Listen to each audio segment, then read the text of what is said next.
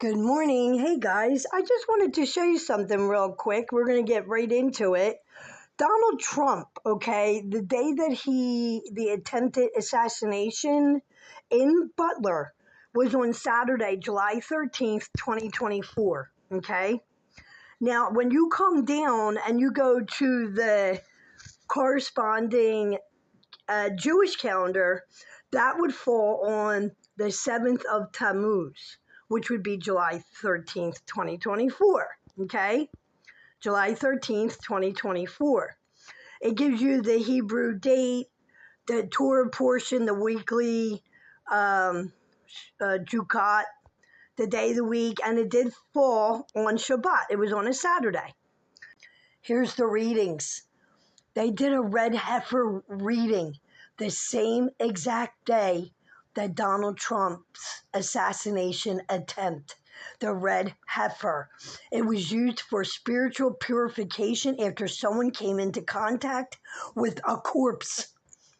This is considered a chach law, obeyed out of faith rather than intellect. Look at this.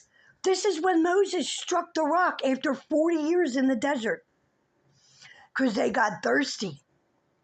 So Moses strikes the rock twice with his staff while water does flow out of it. And God tells Moses and Aaron that because they didn't follow the instructions precisely, they will not be allowed to enter the promised land. Donald Trump consistently talking he will not go to heaven. The death of Aaron in correlation with the priestly duties of the Levites is really important. And then they read about the copper serpent, the fiery serpents among them. After people repent, Moses is told to create a copper serpent and place it on a pole. Anyone bitten who looks up at the serpent is healed. So they read that day, or the proximity of the time on the calendar, it says the 3 weeks. That the date falls just before a major period of mourning. 10 days later, on July 23rd, was the 17th of Tammuz, a fast day marking the start of 3 weeks leading up to Tisha B'Av, which commemorates the destruction of the temples in Jerusalem. The Bible tells us to look in the moon, the stars, and the sun to look for certain seasons or times that we'll be coming into. And on July 13th and 14th in 2024, the day that the assassination attempt took place, Mars was in conjunction with Uranus. This was the most dominant global influence in mundane astrology.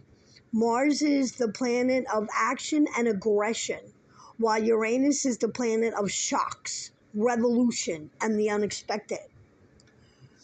The Earth's psyche, there was a palpable sense of anything could happen. This alignment also triggers a collective feeling of defiance. People globally feel less tolerant of authority and more inclined towards radical, sudden movements. The result in this planetary, alignment, or what was going on in the heavens that day, the result of it created a high adrenaline environment where the impossible becomes possible, often manifesting as physical disruptions or shocking political pivots. How crazy. Now, the heavy gravity. While Mars and Uranus was sparkling chaos, this aspect acted as a counterweight. It forced a serious tone into the world stage regarding values and security.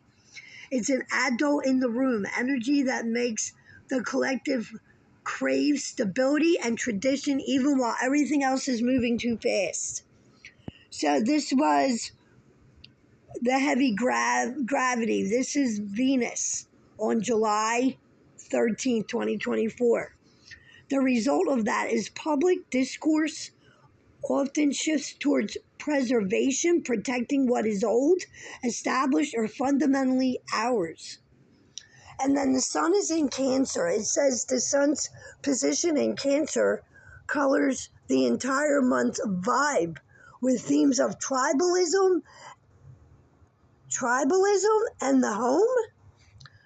So that heightens a nationalism and us versus them mentalities. People become more protective of their tribe. And the result, earthly, there is a retreat into familiar bubbles and a fierce emotional reaction to anything perceived as a threat to one's home. And then the deep investigation, the moon's in Scorpio. So by July 14th, 2024, the moon moved into Scorpio, which results subconscious and the hidden. The collective mood turns suspicious and intense. People stop looking at the surface and start looking for the real story. It triggers a global desire to uncover secrets or to get the root of the problem. The result, this often marks a 48-hour window where public obsession with a specific event reaches a fever pitch, fueled by a mix of fear and a need for total truth.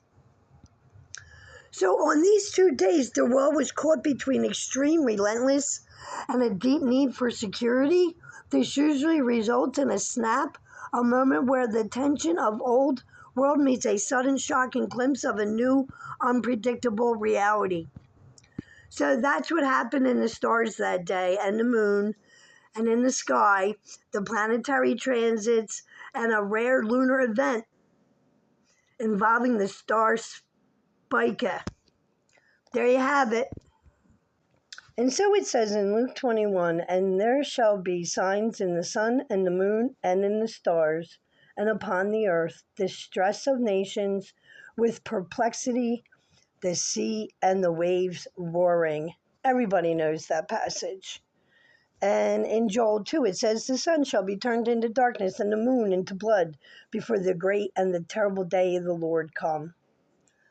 So, it looks pretty obvious that the date for this assassination was specifically on a day where the sun, the moon, and the stars could predict the upcoming emotional and mental collective of the people on Earth.